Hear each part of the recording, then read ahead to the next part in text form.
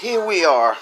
Now, hello, Dragon Ball Z fans, Super Dragon Ball fans, and all in between. Okay, here we go. Now we're talking about this character, Emotion. Now, they were saying that that what I read in an interview about this character Yamoshi. Apparently, he was the one saying that he was the one saying that that was actually a good saying, and wanted to stop his fellow Saiyan brethren from destruction, from self-destruction. So go to bed. Sorry, from self-destruction. So he and five of his five of his other good Saiyans on the planet decided to create. I was saying to create a Super Saiyan God who would be able to defeat all the bad ones and try to stop them from their evil ways and their evil destruction and their evil self-destruction of their own on their own race. But alas, the Super Saiyan God power didn't last as long as they thought it would. So, but anyway. But here's the thing: I'm hearing new predicaments, new developments on the whole Super Saiyan God thing. I'm hearing new developments on the whole Super Saiyan God thing. Okay, now they're saying that after the Tournament of Power, well, actually, still kind of taking place during the Tournament of Power. There's this new dark dog god named Gurus, and this other character, his devil attendant or whatnot. He's a dark dog god somewhere in Universe 7, which, to my knowledge, I thought only Beerus was the god of destruction of Universe 7. So it's kind of taking me for a loop. So just trying to figure out, how is there another Saiyan that neither Goku nor Vegeta could detect or didn't know about?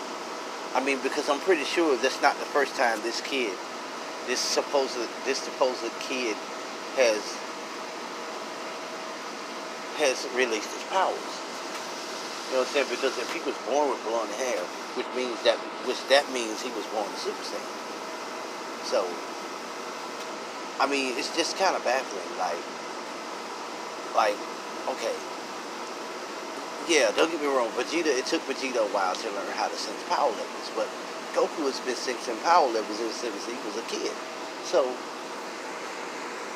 how did this power go unnoticed? All those years that Goku and his family has been on this planet. How is that possible? You know what I'm saying? And okay, and the world of Void is a universe that's closed off from all the other universes. So how is that power built from from the universe of the Void to all the way to the Universe 7? That's impossible. That's not possible at all.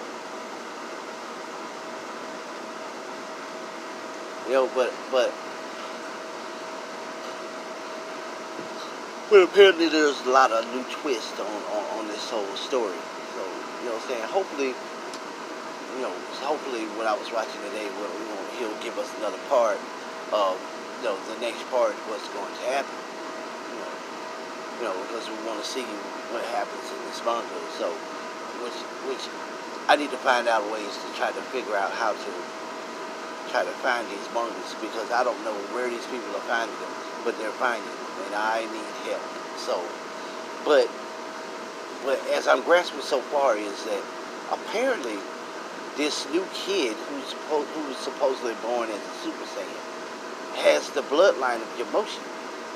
Okay, but how is that possible?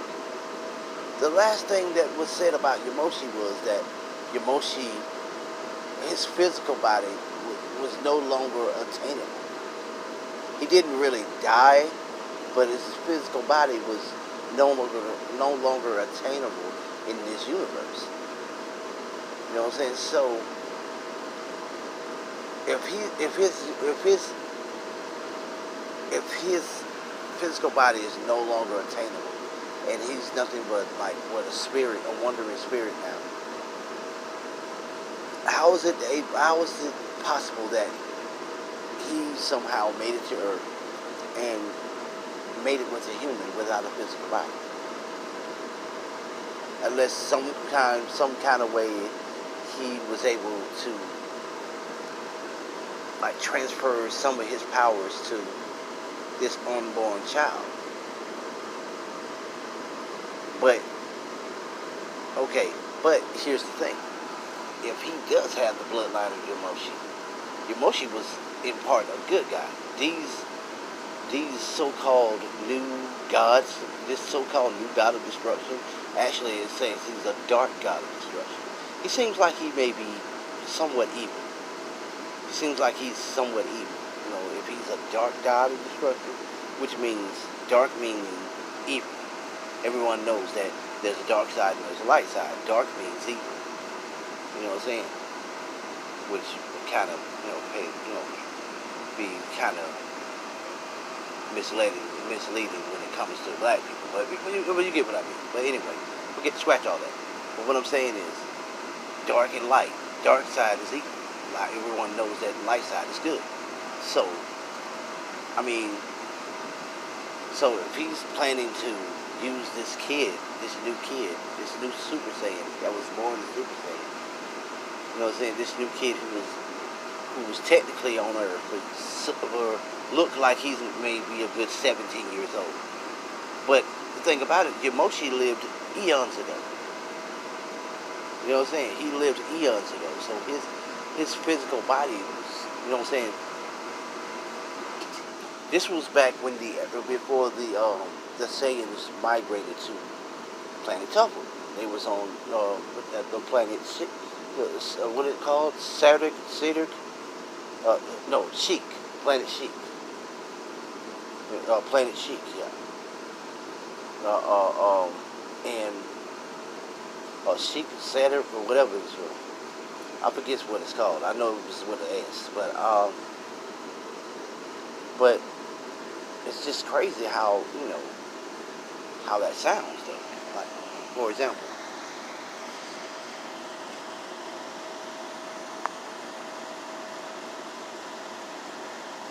it's just I wish I could figure out a way to do that, to attach that to it. But eventually I'll learn how about all this. But it's just crazy, I mean, okay, and then and then it was a total twist with Broly. Now Goku and Broly will be friends. I mean, everything is just like topsy-turvy, but actually, I'm actually glad they actually redid the whole Broly thing, because, okay, in the old Broly movie, the one that came out back in the early '90s and whatnot, it was stating that Broly had a falling out with Goku, aka Kakarot, because when they were babies, he made him cry, which made Broly seem more like a pussy. I mean, technically speaking, like, really, you're really mad because how the hell did he even remember that as a child? I mean, how did you remember that? There's no way possible that you could remember that. And Broly's second wasn't as good as the first one, but it was pretty good. And the third one didn't even have anything to do with Goten, even though Goten looked like his father, but still, how could he? Even if Broly was a bio warrior, was part bio during that time, there's no way in hell that Goten would even come close to matching his power. You know what I'm saying? Like, Broly is like the most ruthless Super Saiyan ever been produced by Akira Toriyama. Like, bar none. Like, come on. Like, seriously, Goten, who was which by far, he was even weaker than Trunks. I mean, he was one of the weakest Saiyans ever. Like, when they created him, I thought, okay, here's a new Saiyan that looks like Goku. God, he's gonna be strong just like Goku, I bet. He's weaker than all the Saiyans all combined. Like, dude, why would they downgrade his power like that? Why would, okay, he's half Saiyan just like his father, just like his brother, I mean. He's half Saiyan just like his brother. But Gohan is the one with the hidden strength, but not Goten as well? Like, I mean, I don't understand that. You know what I'm saying? It's just kind of baffling the way they did that, way they downplayed Goten's abilities. You know, I mean, yeah, and they kind of made Trunks a little weaker too when he as a kid, because you know the whole downplay with the whole timeline doing the Android saga and stuff and everything, and I think why they did that because the simple fact future Trunks was strong, and so they wanted to make sure that present Trunks, you know what I'm saying, would be strong enough, and it was just kind of. It was kind of a bit let down when the whole Majin Buu saga came. You know, because I'm thinking, okay, you know, Goku's dead. You know, he's not gonna be able to go and do what he's supposed to do, like save the world and whatnot, because he's gone. So you would think that they would have to get even stronger, or the kids at least would be super strong. You know, because like, okay, here's my other theory. Like, okay, the new Dragon Ball that's like 100 years later, when Pan is like pushing 100 or so, and and Goku Junior, you know, Goku Junior, he's just like Goku. He's strong as hell, and I'm like, hold up, now Goten was weak, and then Goku Junior is strong as shit. Pan could never even become a Super Saiyan. So I mean, I don't get that. How is Goku Jr. a Super Saiyan, but Pan was never a Super Saiyan herself? Is it that the Super Saiyan bloodline it like skips a generation or so? I mean, is that what it is? And yeah, like with Pan, she wasn't strong enough either. Pan wasn't strong enough either. She was kind of weak herself. You know, she had her moments where you know, she would get like kind of like Gohan with the whole hidden superpowers. You know what I'm saying? But she never became a Super Saiyan.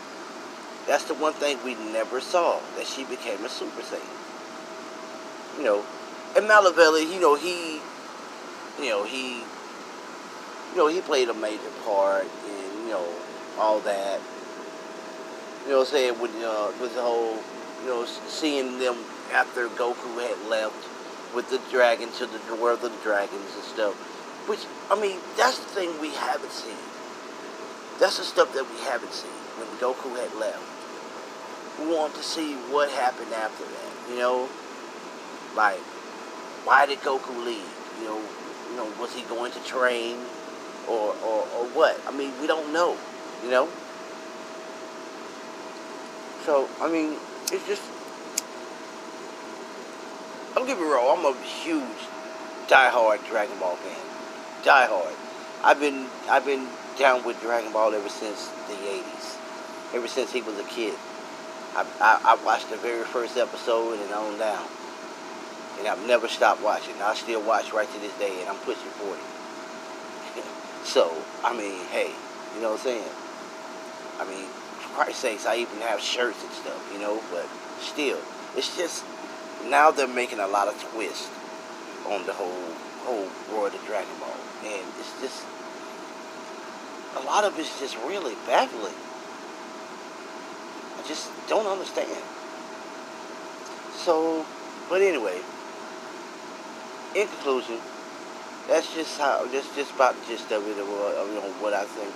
give me your comments on what you think, and you know, tell me what you think about it. You know, or subscribe to my channel, or whatever. Or whatever you want to do. Or give me a big old like or whatever. And hopefully there'll be more videos. You know what I'm saying? More better videos in the future. So so tell me what you think. You know, and we have a huge discussion about this stuff. Okay. All right. Peace.